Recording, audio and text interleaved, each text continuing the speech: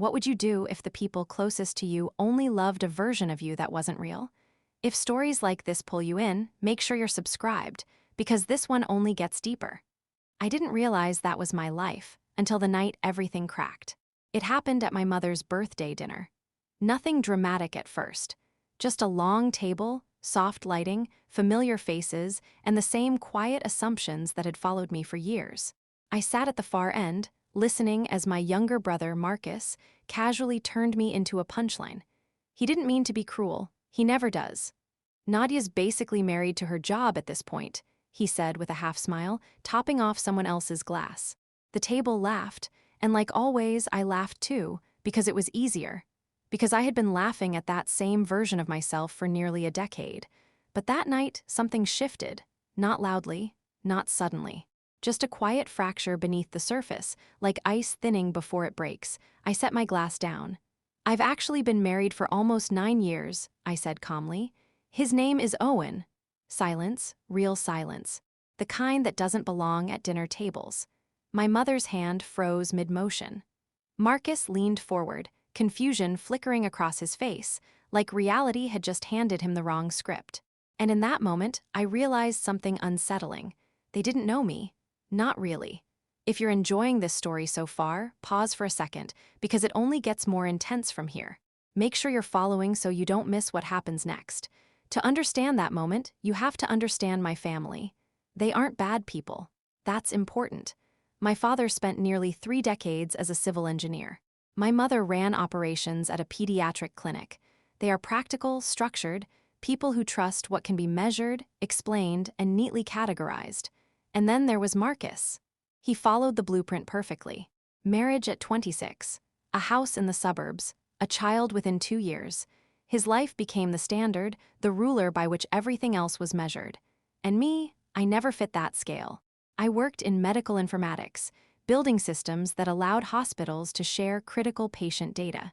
It was complex, technical work. The kind that quietly saves lives but doesn't translate well over dinner conversations. So eventually, I stopped trying to explain it, because in that room, it didn't matter. In that room, I became the one who chose work over life. Marcus said it often, sometimes joking, sometimes not. She's married to her career. And after a while, I let him, because correcting people who aren't really listening is exhausting. Then I met Owen, and everything changed. We met at a panel in Seattle, 2 professionals circling the same problem from different worlds. He was an architect working on a hospital project. I challenged something he said during the discussion. He answered. I pushed back. And somehow, that disagreement turned into dinner. Dinner turned into hours. Hours turned into something neither of us could quite explain. We didn't fall in love quietly. We argued our way into it. 3 weeks of messages. Debates that stretched late into the night. Until eventually, he flew to my city, not for the place, but for what we had started. We were married 11 months later. A courthouse. A Thursday afternoon. 8 people in attendance. Simple, intentional, hours. I didn't tell my family. At the time, I told myself it was about boundaries, about protecting something sacred. And that was partly true, but not completely. The truth was harder to admit. I had spent years watching the things I cared about shrink in that room, turn into footnotes, disappear entirely. And I wasn't willing to let that happen to him. If that hits a little too close to home, keep listening. Because the cost of that decision wasn't what I expected. Owen and I built a life together in Denver. A real one, shared routines, late-night conversations, quiet victories, a space that felt entirely ours. He knew my world, my work, my friends, but my family, they existed outside of it. At first, it felt manageable, even peaceful, until it wasn't. 2 years ago, my father had a cardiac emergency. I flew home immediately. Alone. I sat in that hospital waiting room for hours beside my mother, who kept saying, "You shouldn't have to go through this by yourself." And I didn't correct her, because I didn't know how to explain why I was alone when I wasn't. Owen called constantly, checked in, stayed present in every way he could, but he wasn't there. And that absence, it stayed with me. Meanwhile, Marcus continued playing the role he believed in. "Nadia, are you seeing anyone?" he'd ask. "Mom worries about you." Then one day, casually, "There's someone I know, divorced, no kids. You'd get along." I let him believe it, because it felt easier than dismantling everything, easier than telling the truth, easier until that dinner. Back at the table, Marcus kept going.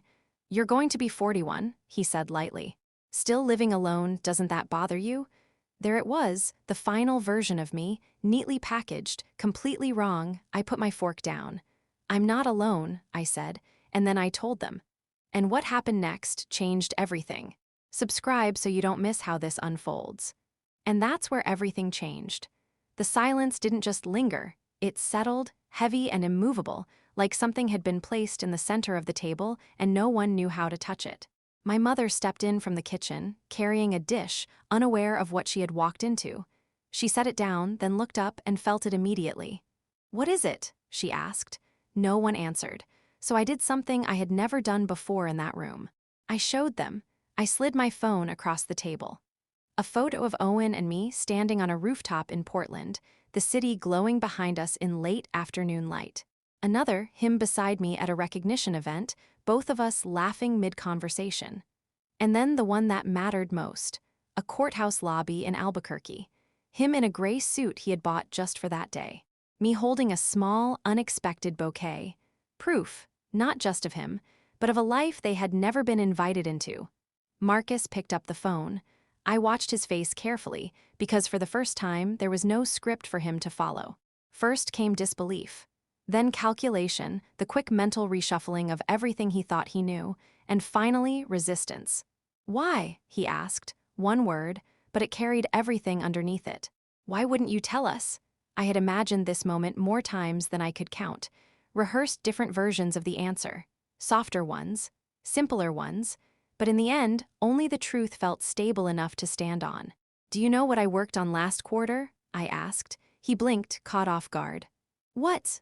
I told him anyway, about the regional hospital network integration, about the mortality data that changed how care decisions were made, about the policy revision that impacted 11 counties. I told him I had shared all of it in the family group chat, and that his response had been a thumbs-up emoji, followed immediately by a video of his daughter's school play. He didn't interrupt, didn't defend himself, didn't say anything at all. I stopped sharing things that mattered to me, I continued, my voice steady. Because in this room, they disappear. They become background noise. I let that settle. And when I met someone I loved, someone I was proud of, I made a decision. I kept that private, for the same reason. The room felt smaller somehow, not physically, but emotionally, as if the space between us had finally been defined. My father spoke then for the first time. "Nadia," just my name, careful, measured.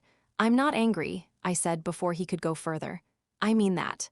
And I did. This wasn't anger, it was clarity, a kind that takes years to earn.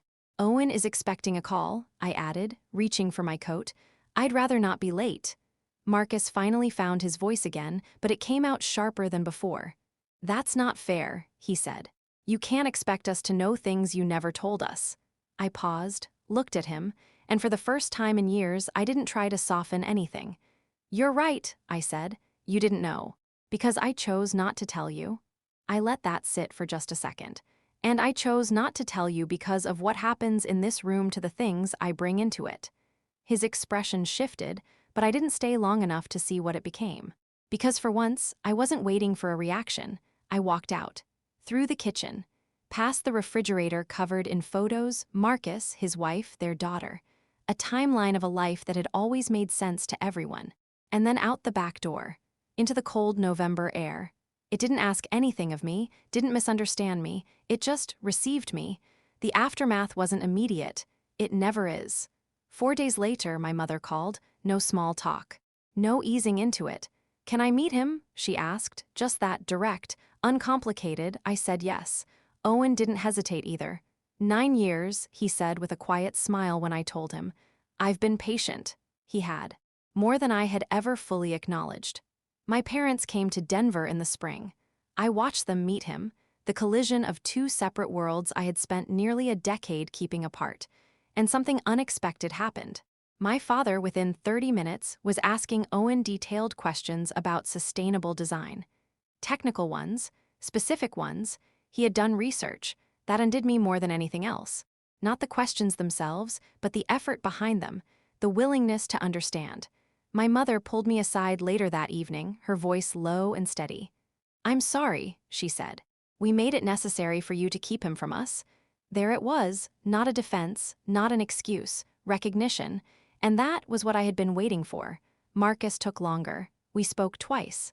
The second conversation mattered more. There was no performance this time, no easy humor to hide behind. "I didn't realize I was making you smaller," he admitted. "I thought I was just worrying about you." I believed him. That was the difficult part. Holding two truths at once, that he hadn't meant harm, and that harm had still been done. "I know," I told him. "I think that's the part we both have to sit with." There was no neat resolution after that, no sudden closeness. Just something quieter, more honest. That night after the dinner, I drove through the city long after the streets had emptied. Traffic lights changed for no one. Buildings stood still, holding their own quiet histories. I parked outside my apartment and sat there for a moment. Not thinking, just feeling the absence of something I had carried for a long time. And then I went inside, and I called Owen. I told him everything, every word, every silence. He listened the way he always does, fully, without interruption. When I finished, he was quiet for a moment. "How are you?" he asked. I thought about it, searched for something accurate enough to hold the weight of it. "It feels like I've been trying to have a conversation in a room with bad reception for years," I said slowly. "And someone finally picked up the signal." He laughed softly. Even through the phone, I could hear the warmth in it. "Come home soon," he said. "I'm already on my way," I replied. There are people who love us, not for who we are, but for the version of us they've constructed.